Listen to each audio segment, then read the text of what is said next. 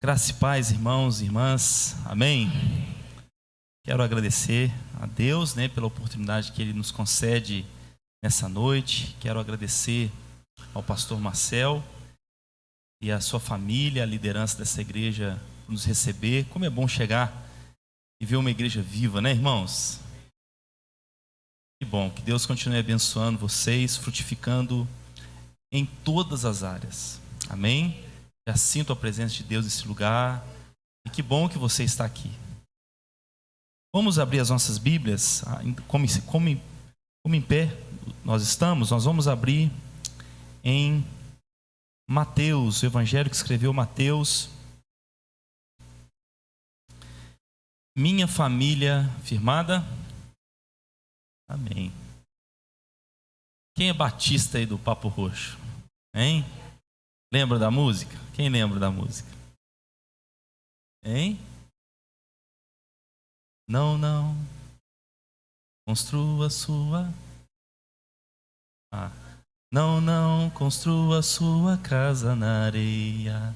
Não construa na beira do mar, onde chique é impossível que ela fique, a tempestade vai a derrubar. A rocha é o lugar de construir, o alicerce forte que não vai cair. A tempestade vai e vem, mas a paz de Cristo você tem. Amém? Mateus capítulo 7, a partir do versículo 15. Diz assim a palavra de Deus. Mateus, estou lendo na versão NVI, Mateus 7, a partir do versículo 15. Cuidado com os falsos profetas. Eles vêm a vocês vestidos de peles de ovelhas, mas por dentro são lobos devoradores. Vocês os reconhecerão por seus frutos. Pode alguém colher uvas de um espinheiro ou figos de ervas daninhas? Semelhantemente, toda árvore boa dá bons frutos, mas a árvore ruim dá frutos ruins. A árvore boa não pode dar frutos ruins, nem a árvore ruim pode dar frutos bons. Toda árvore que não produz bons frutos é cortada e lançada ao fogo.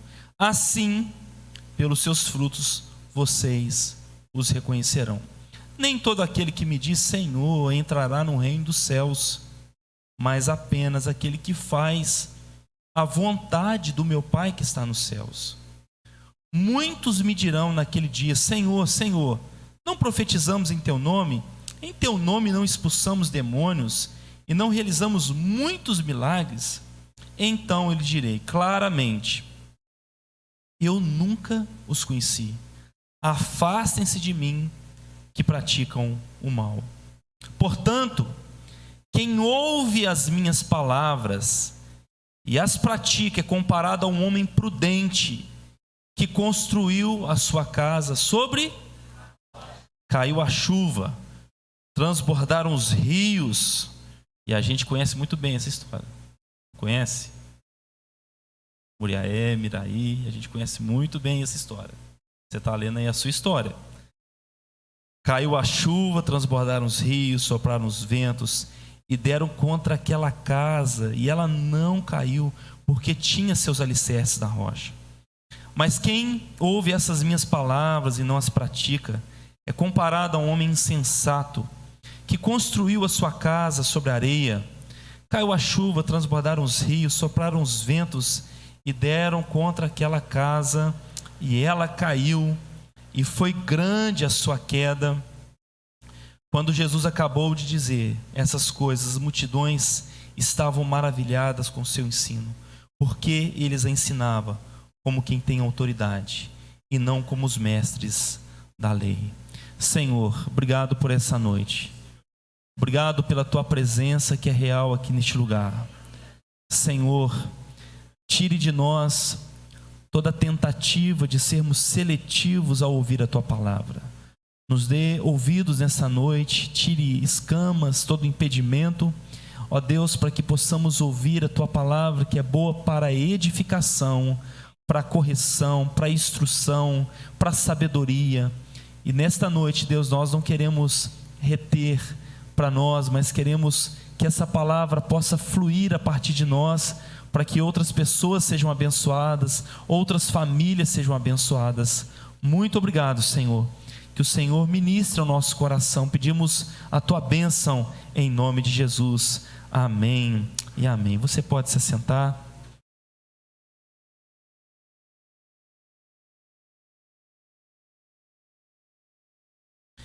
Sou casado com a Adelaine. Não pôde estar aqui porque ela está fazendo um curso em Juiz de Fora. Ela está voltando hoje à noite. Temos 3 filhos: o Azaf, a Valentina e o Caleb. Aos poucos a gente vai montando uma creche, né? E aumentando aí.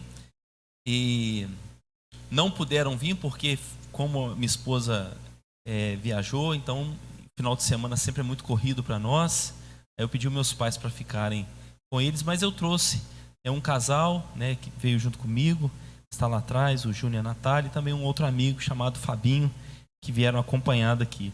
Eu fiz um convite, eu não sei se ele está aqui, o Nino. Fiz um convite de Miraí, eu cheguei um pouquinho na hora, não está aqui. Bom, irmãos, nós louvamos a Deus, né, pelo convite que foi feito. E sou pastor ali na igreja metodista no Porto. Sou pastor já há 17 anos. Comecei novo, irmãos. Fui para o seminário com 17 para 18 anos. Cheguei lá, eles acharam que era encontro de adolescente. E aí fiquei um tempo em São Paulo, estudando ali 5 anos. Depois fui, né, pastoreei em Belo Horizonte, no campo missionário. Pastoreei na cidade de Timóteo. E Deus abençoou para que eu pudesse retornar para a minha cidade de origem, ali em Muriaé. Estou ali há 5 anos, né, pastoreando aquela comunidade abençoada. E que bom poder conhecer, sempre, às vezes, indo para Cataguases, passando por aqui, a gente, né, vê a igreja, mas é a primeira vez que tem a oportunidade de pregar aqui. Irmãos, irmãs, todos nós precisamos e queremos fé. Você está aqui nessa noite porque de alguma maneira que você deseja fé. Todos nós queremos, a gente pede isso a Deus, a gente fala isso com o Senhor, a gente, né, pede isso em algum momento da oração. Você veio aqui nessa noite porque você quer ter fé. Só que na verdade não é qualquer tipo de fé que nós precisamos. Por exemplo, houve um tempo de muita fé no meio dos cristãos, que essa fé matou muitas pessoas. Período da Inquisição, por exemplo, as pessoas tinham fé, mas foi um período cruel. Houve uma guerra na secessão nos Estados Unidos, norte e sul. Foi uma guerra que exterminou mais de 970 mil norte-americanos. E era uma fé, e havia por trás disso uma ideologia que tinha uma bandeira a respeito de fé. Houve um período na Idade Média, nas Cruzadas, que era um período de fé, e as pessoas matavam. Muitas igrejas protestantes, igrejas cristãs, se omitiram diante da crueldade do que Hitler estava fazendo na Alemanha. Eram igrejas. A Igreja Católica Ortodoxa, ela aprovou palavras do Putin a respeito da guerra da Ucrânia, usando a Bíblia como fundamento para toda aquela situação que eles estão vivendo, aquele conflito. A pergunta nessa noite não é se você tem fé, não é se você precisa aumentar a sua fé. A questão é que nós precisamos refinar, ajustar a nossa fé à luz da palavra de Deus. O Sermão do Monte, Jesus começa no capítulo 5. Capítulo 5 começa a ensinar sobre princípios novos que eram novidade ali para aquele tempo. Ele começa a falar de valores, ele vai ensinando pastores que estão aqui presentes, pastor Marcel, uma das coisas que marcou a minha vida foi pregar e estudar de forma expositiva o Sermão do Monte. Tem tudo que você possa imaginar no Sermão do Monte. Mahatma Gandhi, ele disse, e olha que ele nem cristão ele era, ele disse o seguinte: se todos os escritos desaparecessem, imagina, se um escrito religioso, espiritual desaparecesse da face da terra e sobrasse o Sermão do Monte, nada tinha perdido. Para você ver a profundidade que é o Sermão do Monte. E Jesus, ele está ensinando os discípulos a refinar, a ajustar a fé à luz da palavra de Deus. E ele está ensinando sobre isso. E ele encerra contando essa parábola. Ele vai falar dos falsos profetas, ele vai falar do que é o essencial e do que é importante, e ele encerra dizendo, portanto, é uma palavrinha de conclusão, estou concluindo, e ele conta uma ilustração, possivelmente ele em cima lá, perto de alguma praia, de algum lugar, e ele aponta, ele fala assim, olha, o que eu disse para vocês até agora, o que eu falei para vocês agora, a conferência começou quando? Ontem. As mensagens que vocês ouviram, as palavras que vocês ouviram, as ministrações que nós começamos ontem, tudo que você ouviu, se você não colocar isso em prática, é como alguém que perdeu o tempo de vir aqui e construiu sobre areia. Aí vem a chuva, vem a tempestade, que todo ano tem, é verdade, irmãos? Todo ano, e aí essa casa vai embora.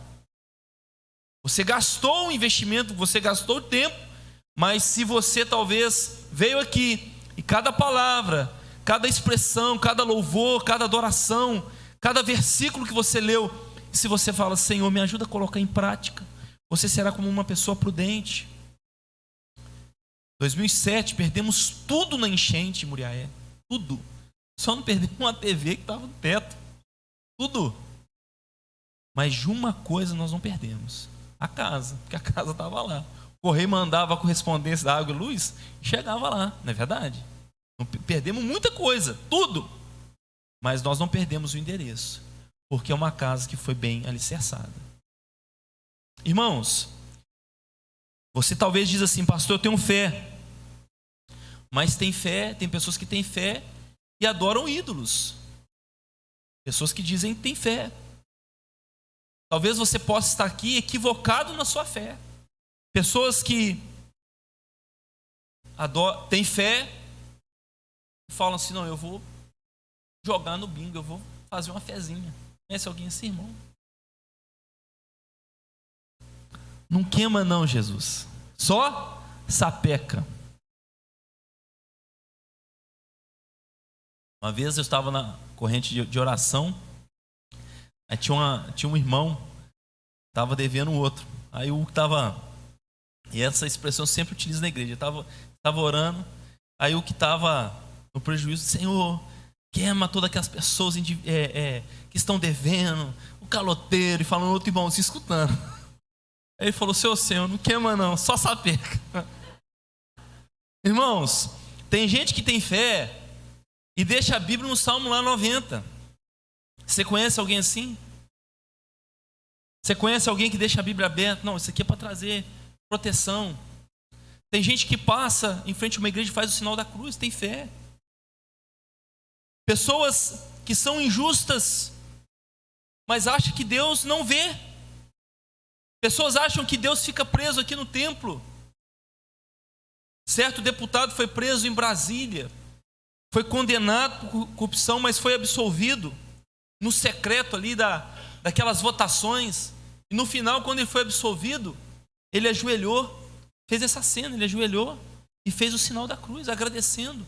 Depois você entra na internet, vários ladrões que vão às vezes assaltar um banco, antes da bomba explodir, o que ele faz? Uma oração, faz o sinal da cruz. Eu não sei para quê. Não sei para quê. Pesquisa aí, você vai ver. Faz lá, explode e vai roubar.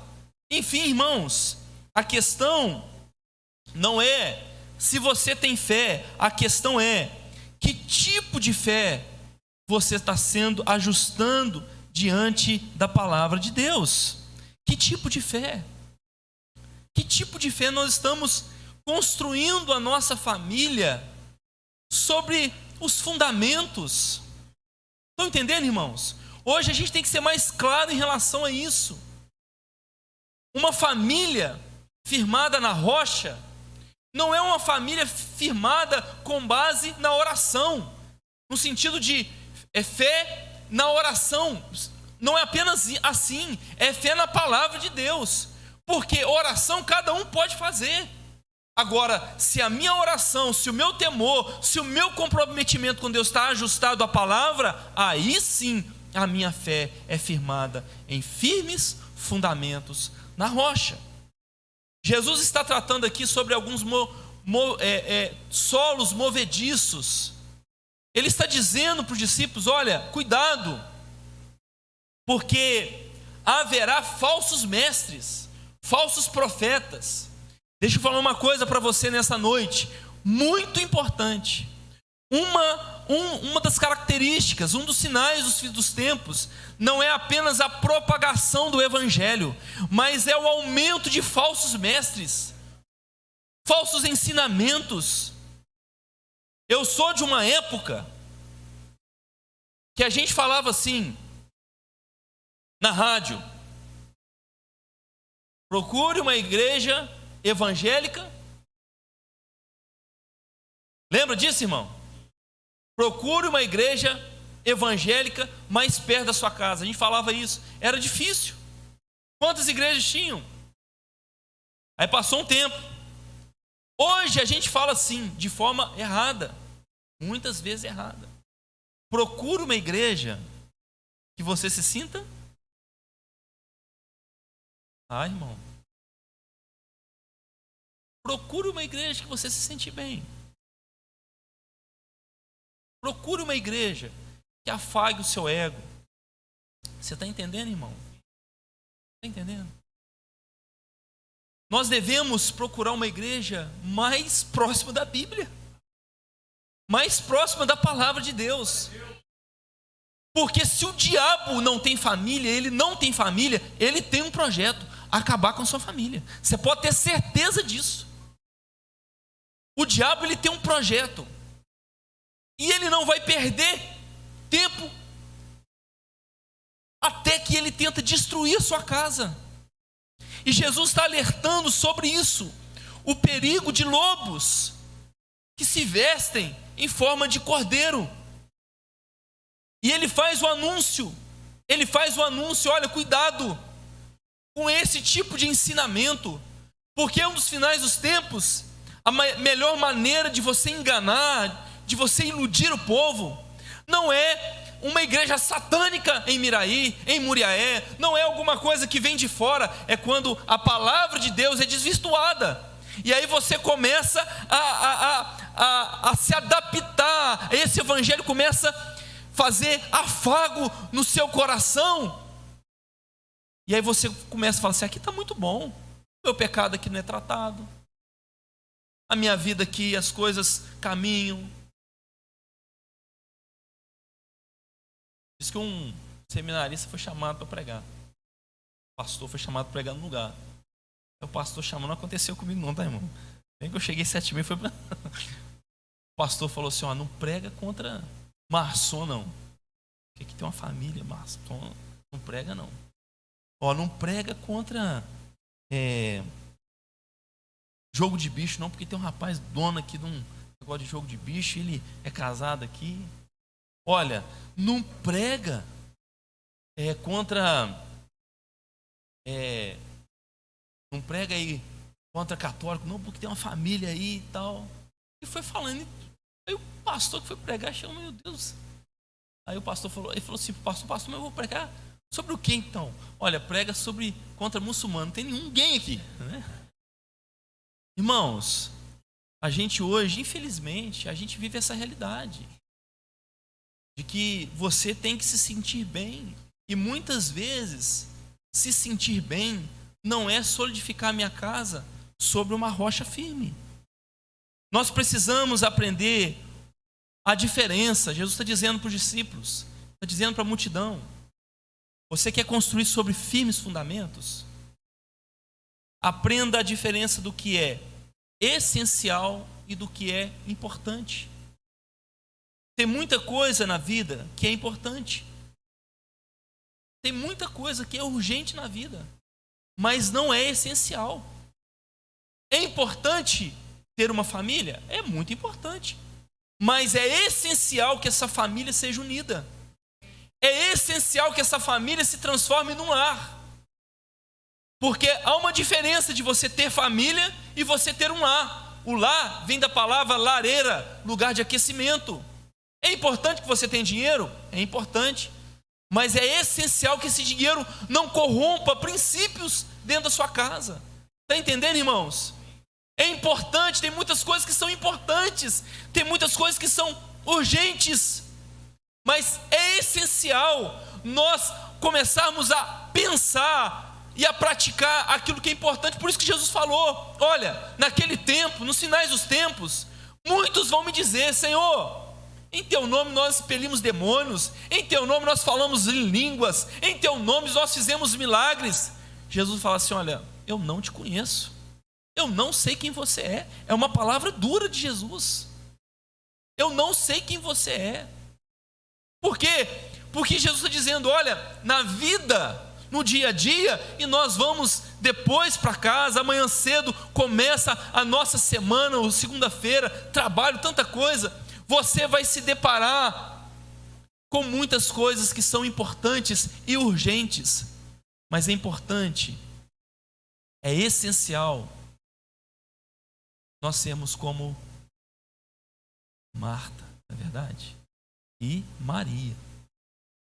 É muito interessante porque a gente só vê aquela passagem de Marta lá atarefada. Naquela passagem de Marta atarefada, com cheio de coisa, Jesus não brigou com ela porque ela estava fazendo muita coisa.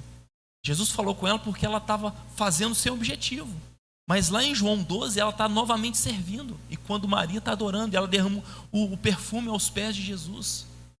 Então, na vida, a gente precisa servir como Marta e adorar como Maria. Saber o que é importante e o que é essencial. Só que Jesus, ele encerra e ele fala o seguinte: olha, vocês precisam aqui tomar uma decisão. Que decisão é essa? Aonde vocês vão construir esse novo projeto de vida? O que vocês vão fazer? Eu apresento vocês aqui essas novidades, princípios, vários princípios. Mas o que vocês vão fazer com tudo isso? Porque tempestade, enchente, chuva não são seletivos. O problema não é tempestade, o problema não é a chuva, o problema não são as adversidades. É onde nós construímos a nossa casa, onde nós construímos os nossos valores. E Jesus, ele encerra dizendo assim: olha, vocês precisam identificar os falsos profetas, vocês precisam aprender a diferença do que é urgente e do que é importante, mas vocês precisam também definir aonde vocês vão construir os valores. O que vocês vão fazer com a vida de vocês? E aí Jesus está dizendo, ele aponta talvez uma figura bem ilustrativa, e as parábolas são assim.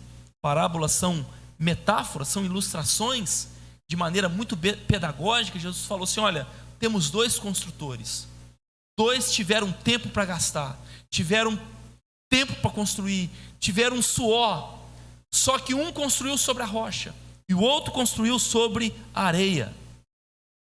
Só que o resultado foi quando veio a chuva. Irmãos, é necessário, talvez, se você está aqui, talvez você na sua vida pensa assim: pastor, eu quero construir para minha ruína. Há pessoas que fazem essa escolha. Jesus disse isso muito claro. Tem gente que investe dinheiro, investe tempo para construir para a ruína. Jesus, ele não romantiza a família, ele não romantiza os nossos relacionamentos. Ele trata de forma séria, ele fala assim: existe a possibilidade de alguém construir para a ruína. E quem constrói para a ruína, primeiro, constrói sem projeto. Constrói sem nenhuma direção. É o chamado puxadinho. Faz aqui, faz ali, aumenta aqui, constrói ali, economiza aqui e vai construindo sem nenhum projeto e compra lá na construtora Sérgio Naia. Não é verdade? Os mais novos não sabem não, né? Se você quiser construir para ruína, compra lá na construtora Sérgio Naia. Agora, você quer construir para ruína? Construa sobre o lixo. Há pessoas, há uma cidade, há um bairro em São Paulo, isso foi uma matéria de uns 2 anos, que foi um lixão na década de 60. Eles tamparam esse lixão e não falou, né, não se responsabilizou, e de repente um bairro vai sendo construído em cima daquele lixão. O lixo foi provocando uma mudança na estrutura do solo e crateras enormes foram surgindo naquele bairro. Por quê? Porque se você deseja construir para a ruína, você constrói sem projeto nenhum. Mas você também às vezes pode construir sobre o lixo. E isso virá as consequências. O lixo do relativismo. Pecado hoje não tem nome mais. Ah, pastor, foi um deslize. Não foi um deslize, não. Foi um adultério. Está entendendo, irmãos? Ah, pastor, foi só uma conversa. Não, foi fofoca. Isso tem nome. Não, pastor, foi só... Não foi só um tropeção, não. Pecado tem nome. E às vezes nós vamos relativizando, nós vamos colocando sobre o lixo do sincretismo. O que é isso? A palavra de Deus não é aquilo que mais me orienta. Eu venho aqui no domingo, eu vou na segunda da prosperidade, está entendendo? Eu vou na terça-feira do milagre urgente, eu vou na quarta-feira da rosa ungida. Não é assim? É o sincretismo, é a mistura, é um lixo que você está colocando para dentro da sua casa. Dentro da sua casa. Eu vou numa campanha, eu faço aqui, eu faço ali. O meu pastor é o Marcel no domingo, mas na segunda-feira é uma tendência de pastores, eu vou alimentando de tudo aquilo. Irmãos, pastor tem tanta história. Eu me lembro de uma senhora, o pastor dela, na igreja lá em Timóteo, nós tínhamos oração todo dia, às 7 horas da manhã, 7 às 8. E eu me lembro que um final de semana eu precisei fazer uma viagem, e ela não foi, ela foi numa outra igreja que tinha um pastor renomado. Esse pastor estava fazendo campanha e ela chegou num culto, e o pastor, na hora da ministração, o pastor chamou pessoas que estavam doentes, ela foi, e o pastor chamou várias pessoas, falou com ela assim, se ela tinha algum problema, falou que tinha estava com mioma no útero, e o pastor falou assim com ela: olha, você não vai fazer a cirurgia dela está marcada para quinta-feira. Você não vai fazer a cirurgia, você vai ser curado, e tem mais, você não vai fazer exame, porque isso aí não é prova de fé. Irmãos, isso era 2007, novo, assim, eu numa situação complicada, novo, né, solteiro, porque se eu falo para ela fazer o exame, quem que é o sem fé? Eu. Faz o exame. Eu ia ser sem fé. Se eu falasse com ela assim, não precisa fazer, eu estava sendo imprudente, mas eu fiquei naquela situação. Aí eu falei assim: não, minha irmã, vamos orar, vamos pedir a Deus a direção. E aí passou segunda, terça, quarta, a cirurgia dela está marcada para quarta-feira. Mioma. E aí na quarta-feira ela não vai fazer a cirurgia. Irmãos, na quinta-feira houve uma situação que eles descobriram no hospital lá um desvio. Então eles fecharam o hospital, fecharam todas as cirurgias que estavam marcadas, não iam fazer mais cirurgia. Aí na sexta-feira ela chega na oração. Nós abrimos o templo 6:10, 6:30 ela já estava lá, chorando. Aí, depois da oração, ela me procura: pastor, o sangramento voltou. Sabe qual que é a vontade que deu? Ligar para o pastor. Falei assim: resolve aqui agora. Porque ela havia perdido a cirurgia, naquela situação. E aí, na segunda-feira, o marido dela é mandado embora do serviço. Uma situação, irmãos. Quem que teve que arcar com a cirurgia dela? É o que eu te falo, você já entendeu quem teve que marcar com a cirurgia dela. Esses dízimos que você coloca aí. Aquela igreja que sustentava ela. Está entendendo, irmãos? Falsos profetas. Lixo do sincretismo. Lixo do complexo psicológico. O que é isso? O efeito não é proporcional à causa. A síndrome de Lameque, lá que diz lá em Gênesis, porque alguém pisou no calcanhar dele, o que ele fez? Matou. As pessoas hoje, elas constroem, elas terminam um relacionamento, elas acabam um casamento, anos de vida conjugal, e terminam um casamento por questões talvez poderiam ser resolvidas num gabinete pastoral, numa tentativa, num olhar diferente. Destrói famílias inteiras. Quantas vezes, pregando a palavra de Deus, a pessoa sai do templo e às vezes não ouve, está aqui, sentado aqui, está ouvindo aqui, mas não está escutando a palavra, e aquilo está entrando no coração. Mas nessa noite, que Deus deseja para nós, não é construir para a ruína. Há pessoas que constroem para a ruína. Você quer ver um outro terreno que as pessoas constroem? Na inconsistência das palavras. A palavra do Senhor diz que seja o meu sim, sim, ou que passar disso vem do maligno. A inconsistência das palavras. Que relacionamento, que família se sustenta sem o homem ou a mulher ser firme nas suas palavras, transmitir coragem, verdade, firmeza. A inconsistência das promessas. O que o sujeito fala em pé, ele não consegue, o que ele promete em pé, ele não consegue afirmar sentado. Ele não consegue ter consistência. Ninguém pode conseguir ouvir, porque mente nas finanças, mente aonde foi, mente naquilo que está mexendo no celular, na inconsistência. Mas Jesus está dizendo para nós que é possível alguém construir para a ruína. Agora, como que eu construo então para a segurança? Como que eu construo uma vida familiar? Pastor, eu vim no altar, fiz promessas, mas aconteceu situações no caminho, meu casamento acabou. Nós entendemos essa situação, irmão. Mães que cuidaram dos seus filhos sozinhas, situações que você nunca sonhou, você não pensou para isso, mas aconteceu no meio do caminho.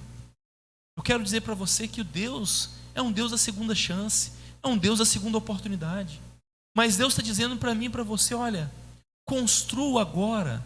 Se Deus está te dando uma oportunidade de construir algo novo, depois de muito tempo machucado, então ouça o que é construir sobre firmes fundamentos, o que é construir sobre a rocha.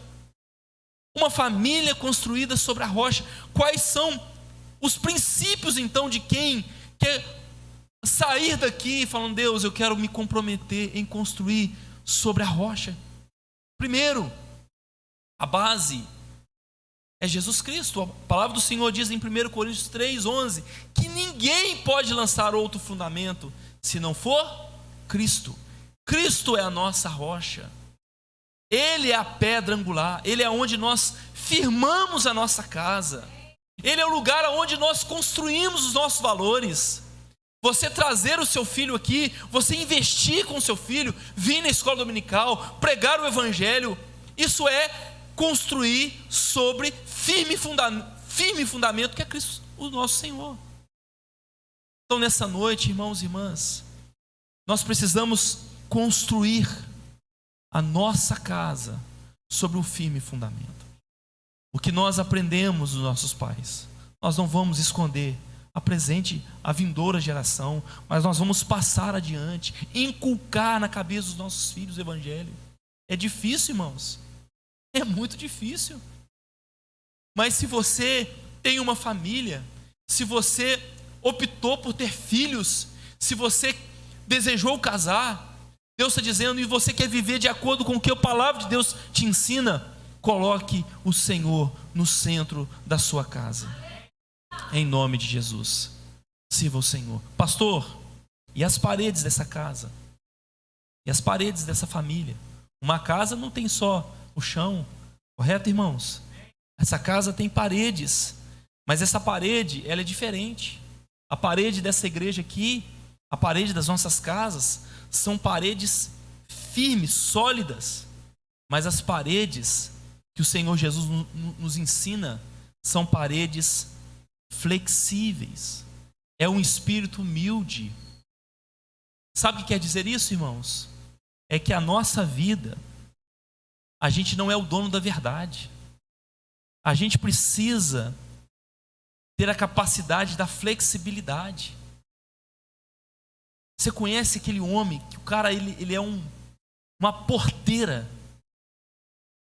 Você conhece aquele homem que ele não muda? Não, tem que ser do meu jeito.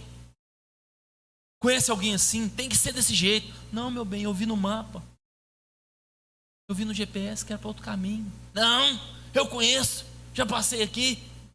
Você conhece alguém assim? Ah, se a esposa falar com ele assim. Não, você... Pessoas que são intransigentes. O que Jesus está dizendo?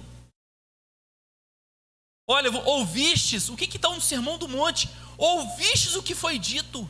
Ouvistes o que Moisés disse, mas eu agora digo.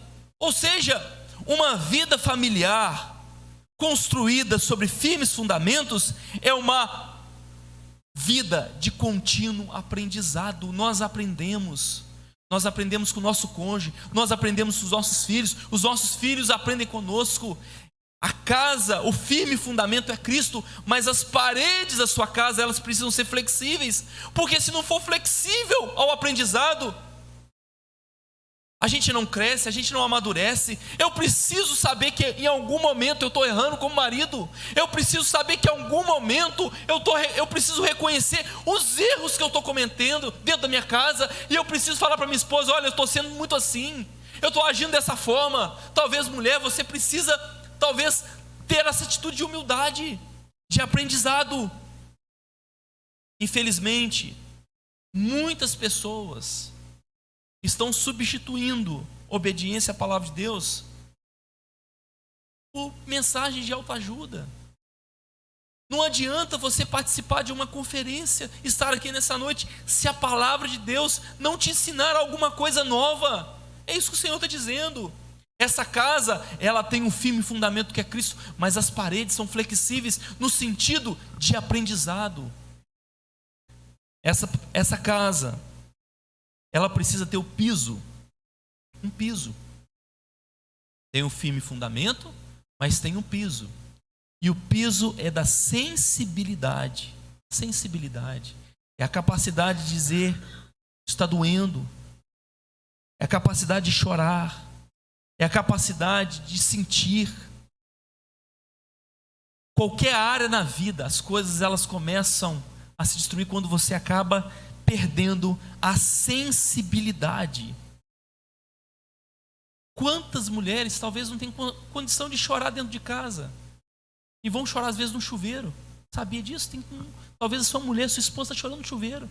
Talvez o seu filho não consegue conversar com você e vai chorar num lugar inapropriado. E aí, em alguns lugares, tem traficantes, pessoas esperando aquela criança de braços abertos.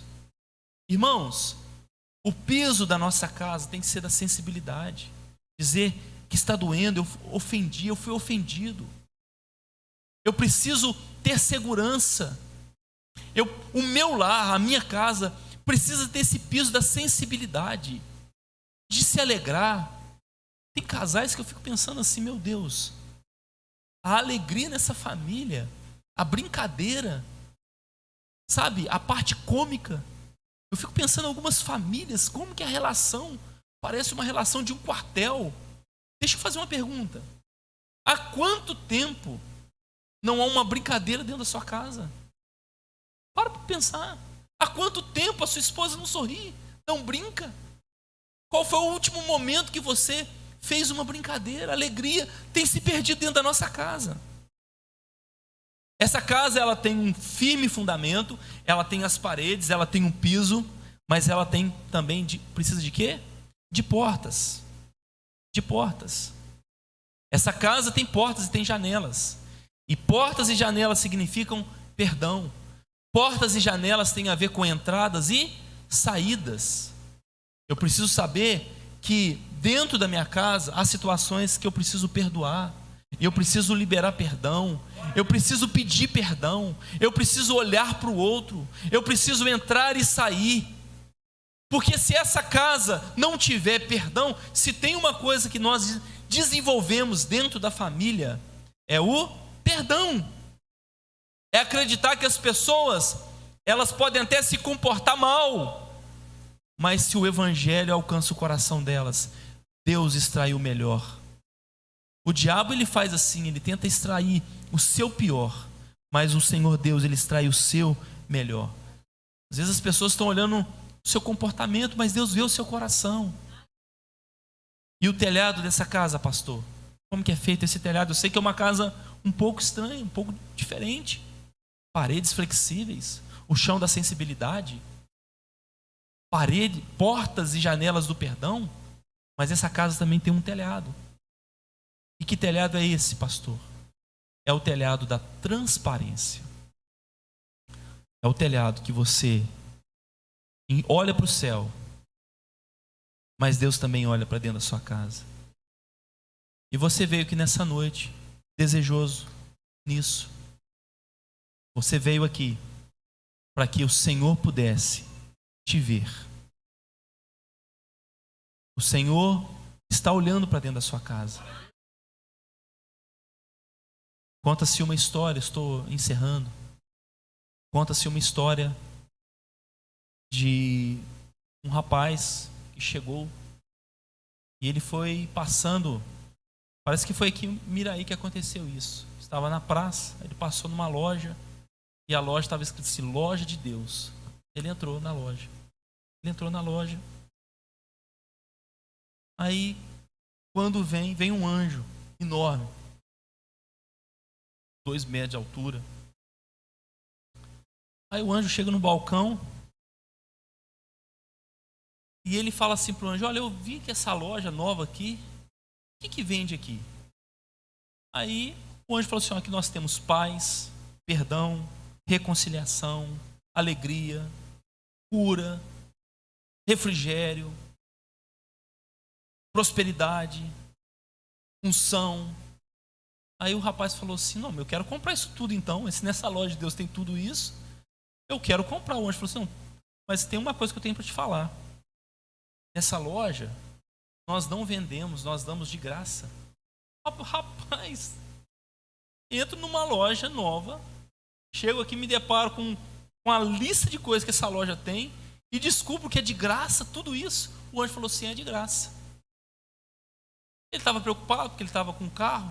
Ele pensou assim, eu vou ter que dobrar o banco do carro para colocar tudo isso dentro do carro. Aí de repente o anjo foi lá para dentro da sala lá, onde ficavam. E ele pensou, gente, ele vai trazer uma carreta de coisa. Vai trazer várias caixas. Aí quando ele vê, o anjo vem sem nada na mão. Ele acha estranho. Aí o anjo fala assim, estende as mãos. Ele estendeu as mãos. Aí ele colocou um saquinho assim, ó. Um saquinho com sementes na mão daquele homem. Aquele homem olhou e falou assim, mas eu não pedi graça, paz, alegria, harmonia conjugal. Aí o anjo falou assim, olha, eu esqueci de falar que aqui a gente não vende os frutos. A gente entrega o quê? Sementes. Todo culto nessa igreja, toda vez que abre a palavra de Deus, Deus está colocando sementes nas suas mãos. Semente nas suas mãos. Semente, irmãos, semente. Grãos pequenos. Para que você, ao sair daqui, você não olhe o jardim do vizinho. Você fala assim: Deus me deu uma terra, Deus me deu uma casa, Deus me deu uma família, e eu vou fazer desse minha família, desse meu lar, o melhor e mais bonito jardim de Muriaé, porque o Senhor colocou sementes na minha mão. Quando você vem aqui, o Senhor não te entrega frutos, o Senhor te entrega a palavra, e você tem opção: ou você vai construir a sua casa sobre fundamentos movediços, ou você vai construir a sua casa sobre ruína. Eu quero concluir contando um testemunho. 2006, fiquei noivo. 2006 fiquei noivo da minha atual esposa. Nós namoramos o período, tempo de faculdade, em 2006. E antes de ficar noivo com ela, eu falei assim: olha, Delane, eu preciso te falar algumas coisas. Eu tinha traído a minha namorada, na época minha namorada, e eu não vou para esse casamento sem contar o que está no oculto, porque eu tenho aprendido algo no ministério, que o inimigo se alimenta daquilo que nós escondemos dentro do nosso coração. Se tem um lugar que sacia e fortalece o inimigo, é aquilo que você esconde, aquilo que está oculto no seu coração. Eu estava preparado, assim: olha, eu vou contar e ela vai terminar comigo, mas eu não levaria isso para o casamento. E assim eu fiz. Contei, ela ficou muito chateada, não atendia a minha ligação. Não tinha WhatsApp não, irmão. Não tinha Facebook não, tá? Tinha um Orkut na época. Me bloqueou e tudo. Mas que aperto que eu passei. Mas entrei no casamento zerado. Glória a Deus. Zerado. E fui. E aí ela me perdoou, nós aceitamos, convivemos. Em 2007, eu sempre joguei bola, e num campeonato eu tive uma lesão. Eu rompi o ligamento cruzado anterior. Eu precisei fazer a cirurgia em Muriaé. E eu já era pastor. Estava pastoreando em Timóteo. Eu vim fazer a cirurgia em Muriaé. E aproveitei para tirar as férias. Ia ficar 30 dias na casa dos meus pais. Nós não éramos casados. A gente ficou noivo em 2006 e casou em 2008. E os meus pais, eles eram coordenadores do Ministério de Casais da Igreja Metodista Central de Muriaé. Uma igreja grande, mais de 800 membros na época. Eles coordenavam o Ministério de Casais. Irmãos, eu tenho uma referência. Meu pai, ele é engenheiro agrônomo. Trabalhou na Emater há muitos anos. Mas se tem uma referência de ministério pastoral, foi o meu pai. Eu vi como a maneira como ele lidava com o produtor rural, como ele acolhia, como ele tratava as pessoas. Aquilo me apaixonava, a maneira como ele falava com as pessoas. E eles eram coordenadores do Ministério de Casais da Igreja Metodista Central. E numa situação, eu saindo da fisioterapia, eu não sou de guardar número, aconteceu que eu peguei o celular dele, e eu vi um número estranho, eu liguei. Resumindo, eu descobri uma traição do meu pai. Irmãos, se meu pai falasse que isso aqui era madeira, eu acreditava pela referência que eu tinha. Eu nunca vi meu pai num barzinho assistindo futebol. A referência que eu tive de família, e Deus me preservou nisso. Hoje, se eu sou pastor, é pela intercessão, pelo cuidado que os meus pais tiveram comigo em todo o processo, intercessores. Irmãos, mas eu descobri uma traição do meu pai. Irmãos, aquilo foi assim, fulminante. Meu chão abriu, eu não sabia o que fazer. Como pastor ali, E eu vi a pessoa, eu presenciei uma cena, e aquilo ali acabou comigo. E foi um período de grande desafio com Deus, de luta, de guerra com Deus. Deus, mas que situação é essa? E aos poucos, Deus foi me ensinando de uma maneira muito clara que o meu pai e a minha mãe, eles construíram a casa sobre a rocha. Em 2007, veio a chuva, veio as tempestades, veio a enchente, veio uma crise dentro da nossa família, você não tem ideia. Porque uma coisa, irmãos, com todo respeito, é quando um casal chega, eles estão passando por uma crise conjugal. Outra coisa é quando um líder de casais, que aconselhava o pastor da igreja, as pessoas não conseguiam chegar, porque o que vai falar? Vocês estão entendendo? Às vezes alguém não te procurou, não é porque a pessoa não gosta de você não, a igreja te abandonou, porque às vezes as pessoas não sabem como chegar até você. Está entendendo, irmãos? Os mais experientes aqui. E aí acabou que ficaram isolados e que aquela situação toda. Mas a nossa casa ficou de pé. Ela está de pé. Os meus pais estão casados. Deus restaurou o casamento deles. Deus foi ao longo do tempo cicatrizando as feridas que foram abertas. E hoje eu tenho alegria de dizer que quando você constrói a sua casa, quando você fala, Senhor, eu não vim aqui passar um final de semana, mas eu vim pedir para que o Senhor seja a rocha da minha família. Pode vir as tempestades, pode vir as crises, mas a sua casa não vai perder o endereço. Eu quero que você receba essa palavra na autoridade do nome de Jesus, em nome de Jesus. Glória a Deus. Glória a Deus.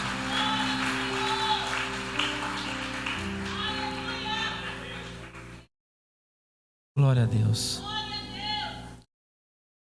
A sua casa não foi construída para a ruína. O Senhor, Ele tem poder, porque a promessa dele, como o irmão leu aqui no início, crê no Senhor Jesus e será salvo tu e tua casa. Aquele temor, há tremores de terra, há adversidades que vêm para o bem, e aquele temor de terra que tremeu aquele presídio era para alcançar uma família. Você não está aqui nesse final de semana porque não havia outro lugar. O Senhor preparou essa agenda para dizer para você e para mim: dá trabalho construir sobre a rocha, dá trabalho construir sobre um firme fundamento.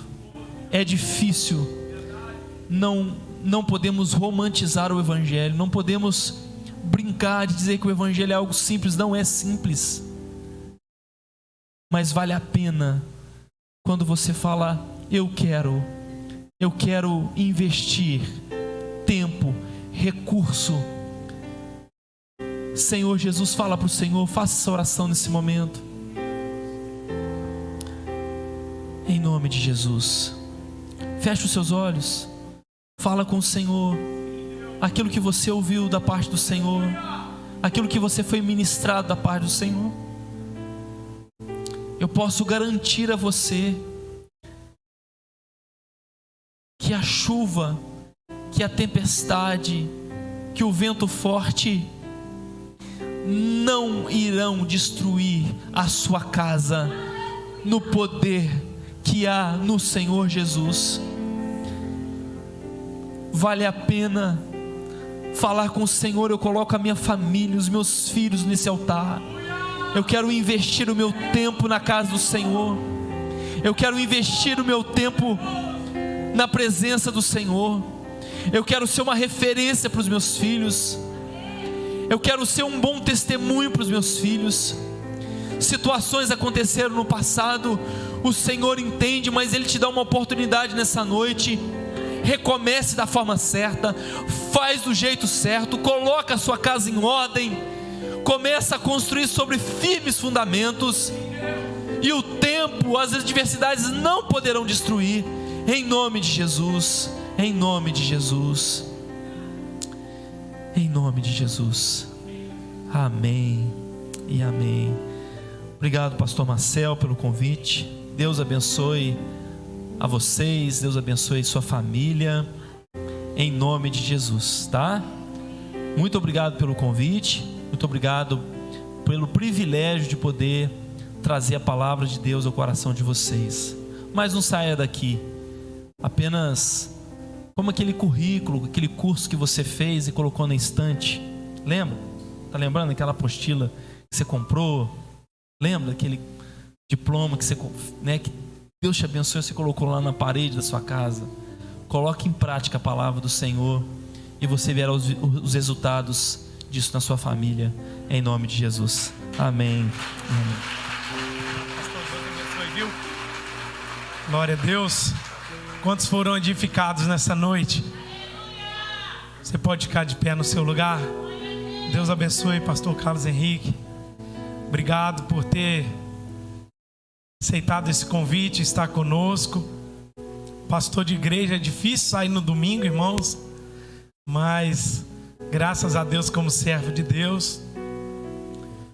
Irmãos, que preciosidade esse final de semana. Como fomos ministrados, abençoados. E você tem uma família que é abençoada em Jesus. A promessa de Abraão veio até Cristo, e por causa de Cristo estamos aqui. Em ti serão benditas todas as famílias da terra. Não é por causa de Abraão, é por causa de Cristo Jesus. A promessa sobre Cristo. Você pode agradecer ao Senhor. Agora é um momento de gratidão. Você pode agradecer ao Senhor pela sua família, pela sua casa, pelos seus filhos, pelos rios, pelas chuvas, pelas tempestades, pelas tribulações. Mas você tem uma família, projeto de Deus, que está firmada sobre a rocha da palavra de Deus. Aleluia! Você pode levantar a sua voz em gratidão ao Senhor. Nós te agradecemos, Jesus, porque a minha família é bendita em ti. Nós te adoramos por isso. Nós te glorificamos por isso, Senhor.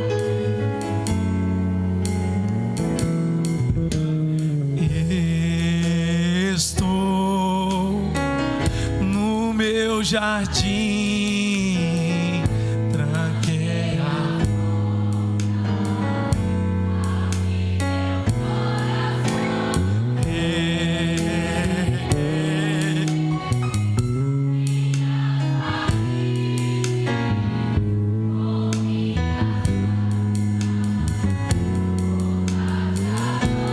você pode cantar. Senhor, não quero que o desejo de te adorar. Levante as suas mãos e cante. Vem, Senhor, e me resgata todos os dias, só pra quero ser primeira essência, jardim particular. Irmãos, a sua casa é o jardim particular de Deus. Eu quero convidar o pastor Éfito. Vem cá, pastor Éfito. Pastor Éfito vai dar a bênção apostólica. Eu vou estar lá fora te esperando para te dar um abraço. Se você quiser me abraçar, me abraça. Se não quiser, eu te abençoo do mesmo jeito.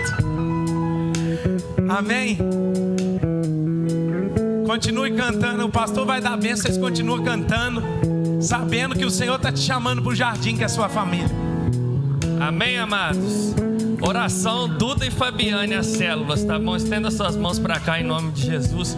Que a graça e a paz do nosso Senhor e Salvador Jesus Cristo, a doce comunhão e consolação do Espírito Santo esteja sobre a sua vida, sobre a sua família e sobre todo o povo de Deus espalhado sobre a face da terra. E a igreja diz: agora vamos adorar.